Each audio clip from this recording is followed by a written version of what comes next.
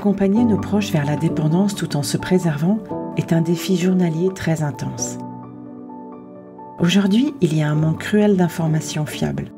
On se retrouve souvent déconcerté, isolé, face aux signaux d'alerte et aux décisions à prendre. Heureusement, dans ce podcast, vous allez pouvoir compter sur des conseils pratiques, une information claire et du soutien. Découvrez d'attachantes histoires de famille, d'aidants et de professionnels pour développer ensemble un accompagnement de qualité.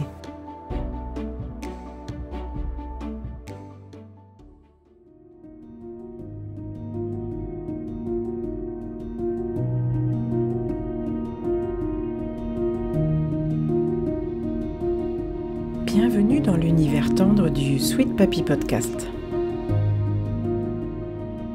Je m'appelle Anne, 3 fois aidante de mes proches. Aujourd'hui, je vous emmène de nouveau dans l'univers de Christelle Evita, auteure du livre « Devenir le parent de son parent ou presque ».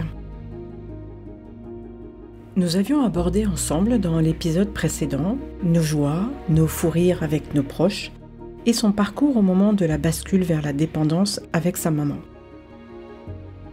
La lecture d'un nouvel extrait de son livre nous entraîne toutes les deux, une fois de plus, vers la thématique du deuil blanc. Qu'est-ce que le deuil blanc ?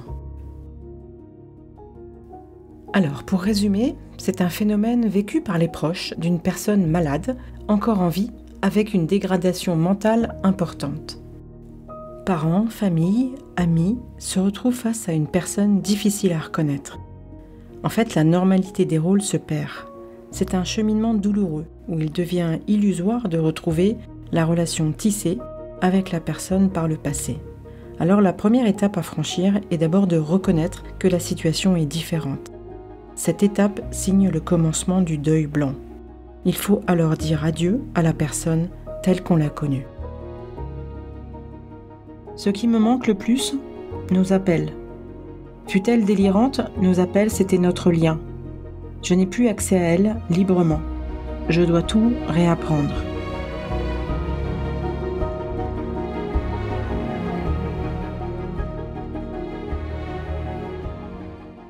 C'est ça, c'est la coupure du lien qu'on a pu avoir avec eux.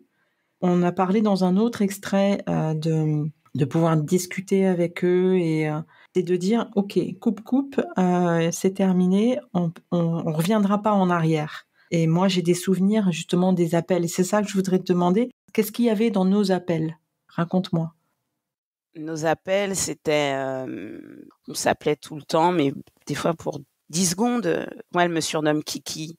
Allô Kiki, ça va ? J'appelle juste pour prendre des nouvelles. Ah, t'as vu, il fait froid, mets ton bonnet. Bon, j'ai 44 ans, donc je sais m'habiller, mais bon.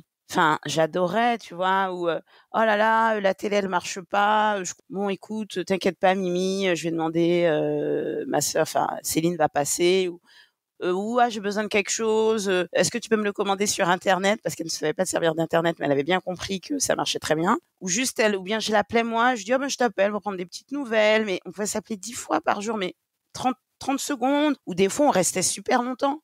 Puis après, plus la maladie a avancé et plus elle s'est mise à nous appeler, mais à des heures en pleine nuit, parce qu'en fait, elle avait des hallucinations et puis elle avait peur et puis je pense qu'elle voyait que quelque chose débloquait. Donc elle avait beaucoup d'angoisse, donc elle nous appelait pour nous dire je comprends pas, est-ce que je deviens folle, est-ce que je perds la mémoire, qu'est-ce qui se passe ? Il y a des gens dans la maison alors qu'il y avait personne, mais bon. Donc nos appels, c'était tout ça, c'était des appels express, c'était des appels plus longs, c'était j'ai tel problème avec telle personne, donc tiens, on t'inquiète, on va le régler. C'était aussi beaucoup de textos, où elle décrivait des blagues encore une fois, nos contacts, parce qu'elle me laissait des messages. Je suis obligée de réenregistrer le message alors que le message n'avait pas dû payer. Donc je l'entends s'énerver. Oh, je n'arrive pas à envoyer les textos, ça m'énerve. Bah oui, en fait, tu peux pas envoyer un texto, tu es en train de faire un vocal. C'était nos liens. Et est-ce que tu as pensé à l'époque ou est-ce que tu as gardé de l'époque des enregistrements ? Non, sa j'ai voix, pas gardé. ses engueulades. Moi, j'en garde quelques-uns. Non, effectivement, j'ai pas gardé. Maintenant que tu le dis, je pense que dans les prochains moment que je vais avoir avec elle, mais en face à face, il faut que je l'enregistre. Mais là, ce sera pas en situation de téléphone. Mais non, j'ai rien gardé parce que bon, moi, je supprime. Ça, c'est comme ça que je fonctionne. Et et je pensais pas qu'en fait, la vie, elle allait me rattraper comme ça. Et puis une fois qu'elle est rentrée à l'hôpital, en fait, elle a plus du tout de téléphone portable parce que ça, c'est des trucs qu'on dit tout le temps, mais qu'après ils les perdent. Et effectivement, le nombre de fois où j'arrive dans sa chambre, il y a des objets qui sont pas elle. Donc, elle a plus de téléphone portable. Quand il est arrivé à l'EHPAD, j'ai tout de suite pris un autre abonnement. Je lui ai pris un téléphone pour qu'il puisse nous contacter quand il voulait et qu'on puisse surtout le voir, toujours sur Skype ou sur d'autres Skype ou WhatsApp.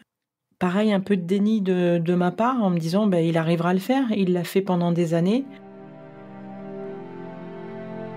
En fait, dès le départ, il ne pouvait plus s'en servir, mais j'ai mis un temps infini à m'en apercevoir.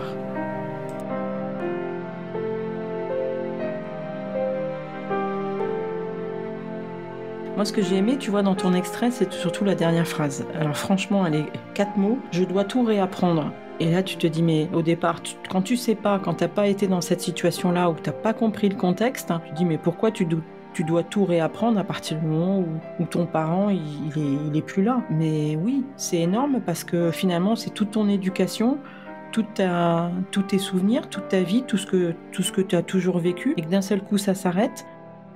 Ouais, tu dois tout réapprendre, comment interagir avec ton parent, parce que ça, c'est pas la peine de lui dire, mais je te l'ai déjà dit. Donc, faut que tu comprennes qu'il faut que tu arrêtes. Donc, faut que tu désapprennes tes automatismes de relations, entre guillemets, normales. Faut que tu acceptes que il y a des horaires pour aller les visiter. Faut que tu apprennes que, il va y avoir des stades dans l'évolution de la maladie et que demain il peut être impotent, que derrière il peut avoir des protections contre les incontinences. Donc faut tout. Enfin moi c'est comme ça que j'ai vécu. Tout réapprendre les liens avec ma mère, comment interagir avec elle, avec moi-même aussi, parce que moi je pensais que c'est bon, 44 ans, bientôt 45, je me dis attends je sais me gérer et tout, et non j'ai dû apprendre aussi à gérer mon émotionnel.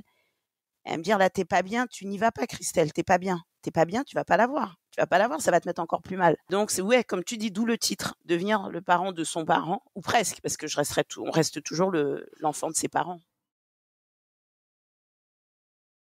Je joue avec ma mère au jeu de cartes Uno. Ma mère oublie les règles à chaque tour, mais elle n'oublie pas de tricher. Maman, tu dois poser un 4 ou du vert. Pourquoi? Je peux pas mettre un 5? Ça vient après le 4. Tu as changé les règles. On ne jouait pas comme ça avant. Attends, je choisis la bonne carte. Avec elle, on a beaucoup joué. J'ai découvert plein de jeux, Uno, mais le Scrabble. Elle adorait le Scrabble et ça aussi, c'était une aventure. Elle avait toujours des règles qu'elle inventait. Non, tu peux mettre dans le coin, je sais pas quoi, mais un W.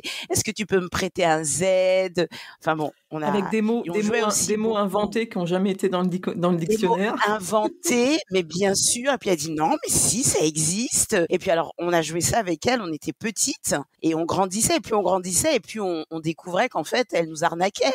On lui dit mais ce mot n'a jamais existé. Elle dit si, ça existe. Dans le créole, ça existe. Je lui dis oui, mais là, on joue en règle du français. Après, on est passé sur d'autres jeux et notamment, on a joué des parties, mais des années, de manière incalculable. On a joué au Uno. Et là aussi, elle pouvait beaucoup moins tricher au Uno quand elle était en pleine possession de ses moyens cognitifs. Là, l'extrait que j'ai lu, elle était déjà dans les troubles cognitifs très, très avancés, mais ça m'amusait beaucoup. Parce qu'en fait, je voyais bien qu'il y a des réflexes qui ne se perdent pas. C'est la tricherie. Et en même temps, c'est très émouvant parce que quand on a joué cette fois-là, je me souviens, c'était très, ça m'a beaucoup émue parce que elle trichait, mais là, c'était aussi pour pas perdre la face, quoi. Elle se dit, bon, on voyait bien qu'elle savait plus les règles, mais elle s'est dit, tiens, allez, après le 4, il y a le 5, je vais mettre un 5. Et en même temps, ça m'a rappelé ce qu'elle était avant et j'ai trouvé ça très très jolie cette façon qu'elle avait d'essayer de... C'est ça qui est étonnant avec eux. Exactement. Je le dis dans le livre, dans le témoignage, je ne sais jamais trop, il y a des moments où il y a clairement des moments de délire, il y a des moments d'extrême lucidité et d'extrême présence, donc très déstabilisant. Alors c'est ma sœur qui avait eu l'idée, elle a dit je vais ramener Uno, comme ça on va avoir des moments de partage. Et tout de suite elle a dit OK, elle était volontaire, tout comme les autres choses que Après, je lui ai proposé de rechanter avec elle des chansons de son enfance qu'elle nous chantait petite, des chansons créoles. Et elle connaissait toutes les paroles, où on a refait les proverbes antillais. Et elle m'expliquait, elle me disait, ça veut dire ça en français, c'est une image. Et là, je retrouvais ma mère et je me retrouvais dans ma position d'enfant. Ton podcast et ce que tu proposes, pour moi, c'est un des premiers contenus que j'ai trouvé parce que quand ma mère elle a été dans cette situation, etc., j'ai regardé beaucoup sur Internet et tout. Et bon, clairement, c'était complètement à côté de la plaque, quoi. C'était que oui, votre parent s'occupait de vous, la bidule chouette. Bon, okay. Et ce que je trouve super dans ce que tu proposes, c'est que tu mets le doigt sur toute la complexité, toute l'ambivalence. C'est comme tu l'as dit, on cherche, on est des enfants, on fait le max, on cherche des solutions. Donc tiens vite, je vais installer tel système, etc. Parce qu'on veut pas perdre le lien et puis on veut rappeler à son parent qu'on l'aime et puis etc. Et puis en fait, non, en fait c'est plus possible pour lui ou il veut plus. Et tu vois tout ça, t'es un des seuls contenus qui ose dire des choses aussi pratiques et évidente que ça, et tu ne le lis nulle part. Et ça, c'est ultra important parce que quand tu es aidant, tu es tout le temps dans ces questionnements, tout le temps dans ces sentiments de culpabilité, tout le temps à te dire non mais j'en peux plus que tu m'appelles, là j'en peux plus. Et en même temps de dire mais peut-être dans 2 jours c'est fini. Oui, mais c'est valable pour tout le monde. C'est valable pour tout le monde. C'est pas uniquement pour nos proches, nos aînés. C'est valable pour tout le monde. C'est la relation qu'on devrait avoir avec tout le monde. Mais ça prend tellement de temps que c'est difficile. C'est difficile à mettre en place. C'est bien évidemment au moment de la bascule, quand tu les vois partir, que tu te dis, oula, c'est là que le temps il se rétrécit. Donc t'es obligé d'aller vite et de trouver des solutions, comme on disait, pratico-pratique. Voilà, c'est tout simple. Comment est-ce qu'on peut télécharger ton livre ou le trouver? Comment ça se passe aujourd'hui? Alors, il est sur Amazon, uniquement pour l'instant en version numérique, donc il faut avoir une tablette. Et il est également disponible en papier, en PDF. À ce moment-là, il faut soit passer par Instagram et m'envoyer un petit message par Instagram. Et à ce moment-là, vous pouvez vous pouvez en faire l'acquisition normalement. Moi, je vous l'envoie en PDF. Ouais, il est au même prix. Oui, il est au même prix, exactement. Retrouvez toutes les coordonnées de Christelle dans la description de l'épisode. Son livre est vraiment passionnant. N'hésitez pas à la contacter. Je dis que quand on est vieux, il vaut mieux aller chez les vieux. Les thérapeutes conseillent vivement aux personnes concernées de parler, de mettre des mots sur ce qu'ils ressentent en fait. Face à un proche qui a changé, de nouvelles façons de communiquer peuvent être développées. Par les gestes, le jeu, la musique par exemple. C'est une nouvelle façon d'être ensemble et de continuer à vivre. Ainsi se termine cet épisode consacré à l'expérience de Christelle sur le deuil blanc. Alors, si vous croisez un aidant qui s'occupe d'une personne atteinte de troubles cognitifs importants, sachez que la personne à qui l'aidant apporte son soutien est encore présente dans sa vie et dans son quotidien. Il ou elle ressent une ambivalence affective qui oscille entre culpabilité, colère, frustration, peine et impuissance. Tout cela est vécu intensément, à la fois par la personne proche aidante et par la personne atteinte. Il s'agit alors de faire le deuil, de la réciprocité de la relation avec la personne atteinte de troubles cognitifs, de la relation intime, affective ou encore filiale, parfois des rêves forgés avec la personne, ou tout simplement des projets qu'il ou elle avait en commun. Et cela ne concerne pas seulement les personnes au grand âge, car autour de vous, il existe 11 millions d'aidants. On se retrouve la semaine prochaine avec un épisode sur l'art-thérapie. Encore merci d'avoir suivi cet épisode et ce partage intime. Si les thématiques abordées dans ce podcast vous ont intéressé ou vous êtes éventuellement concerné, retrouvez-moi également sur Instagram, Facebook ou contactez-moi par mail. Je me ferai un plaisir d'en discuter avec vous et pourquoi pas de vous interviewer. Pensez également à partager ce balado et pour profiter de la suite, abonnez-vous. Enfin, pour m'aider à le faire connaître, notez 5 étoiles sur Apple Podcast avec un petit commentaire. Allez, à très bientôt et d'ici là, prenez soin de vos proches.